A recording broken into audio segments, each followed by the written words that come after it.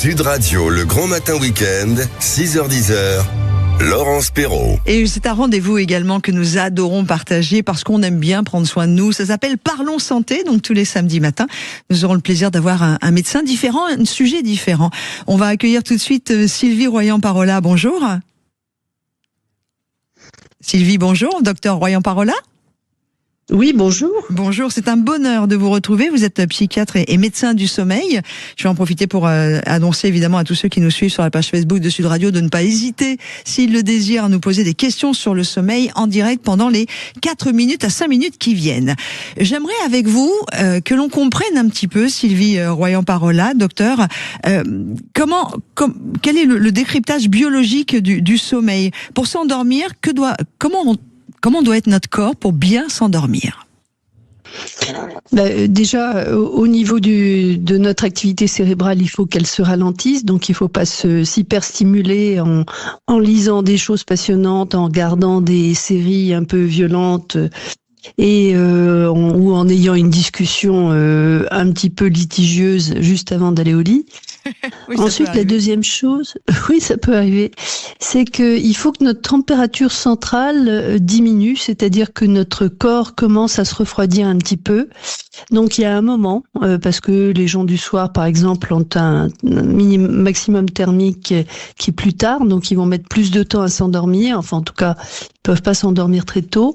Et les gens du matin, on va avoir un pic thermique un peu plus tôt, donc on s'endormira un peu plus tôt. Donc, il y a aussi un moment particulier dans la soirée où on a plus sommeil que le voisin ou que le conjoint, pardon, aussi. Et puis ensuite, il faut progressivement un peu se mettre dans sa bulle. Le sommeil, ça se protège, c'est-à-dire que il faut être dans un environnement où il y aura pas de bruit ou le moins de bruit possible, où il n'y aura pas de lumière. Donc la chambre, il faut faire très attention à toutes les petites LED, notamment qui restent allumées la nuit et qui sont autant de signaux d'éveil en réalité. Donc dormir dans le noir, et puis bien sûr en ce moment dormir dans une pièce plutôt fraîche, ce qui est pas toujours facile. Et on va en parler. Malheureusement.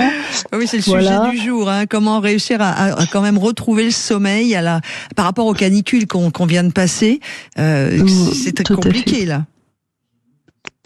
C'est compliqué parce que effectivement il y a certains appartements ou certaines maisons qui sont très chaudes du fait des températures extérieures et qui n'arrivent pas à diminuer de température la nuit. Donc il faut soi-même se rafraîchir. Se rafraîchir par exemple en prenant une douche légère juste avant d'aller se coucher, une douche tiède, on n'a pas besoin de prendre une douche froide, éventuellement complètement s'essuyer ou éventuellement avec un t-shirt qui reste un petit peu mouillé et ça facilite, disons, l'endormissement. Un petit ventilateur. Ensuite, voilà, il faut essayer d'utiliser des sources qui vont donner l'impression de rafraîchir un peu.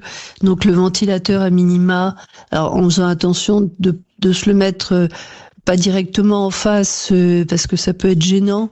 Donc tester un peu la position du ventilateur pour qu'on soit pas gêné par le courant d'air qui est créé. Plus que la clim, docteur Royan-Parola, puisque la clim, on peut redescendre à 18 degrés si on en a envie ou à 20 degrés, et le matin, ça peut être un peu bousculant pour l'organisme ou pas? Non. Ça dépend. Il y a des gens qui aiment bien. Alors maintenant, on vient viser peut-être quand il fait très chaud des températures qui seront plus hautes, autour de 23 degrés. Mais si on aime bien dormir au frais et de toute manière, à ce moment-là, il faut se couvrir. Hein. Oui, tout à fait. Il faut se mettre un drap ou une petite couette légère. Question, docteur Royan-Parola, quelles conséquences? Là, on a tous vécu des nuits compliquées, enfin en grande majorité, quand on était avec des maisons trop chaudes ou des appartements trop chauds. Quelles conséquences le manque de sommeil ou le sommeil de mauvaise qualité va avoir au fur et à mesure? Si une nuit, ça veut dire que le lendemain on se réveille, qu'on est fatigué, un petit peu pas clair dans les idées, pas très réactif en termes d'agilité psychique, disons, on est ralenti globalement. Une nuit, ça va, mais plusieurs? Mais voilà, quand il y a plusieurs nuits qui se succèdent, à ce moment-là, au bout de quelques jours, on peut vraiment, ça peut vraiment aller sur le moral avec une sensation de fatigue, d'irritabilité, de ne plus supporter les choses, que ce soit au niveau du travail ou au niveau familial. Donc là, ça veut dire qu'on est réellement en privation de sommeil. Ça, c'est ennuyeux. On peut... D'où la sieste à ce moment-là. Ah, voilà. On avait la même idée là. On peut faire une sieste. D'où l'idée de donner un petit temps, évidemment, soit la sieste brève qu'on recommande habituellement, soit, si on en a la possibilité, une sieste un peu plus longue, parce que quand on est en vraie privation de sommeil la nuit, le temps de sieste, en fait, va venir compenser en fait ce temps de sommeil. Donc ça peut être quasiment un cycle complet d'une heure, 1h30 dans ces périodes-là. Je sens bien ça pour cet après-midi, mais bon, c'est juste parce que le réveil est un peu matinal.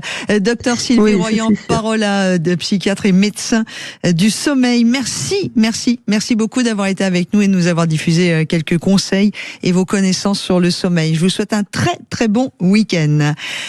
À suivre, on va retrouver Valérie Expert qui nous raconte une belle histoire d'hôtel.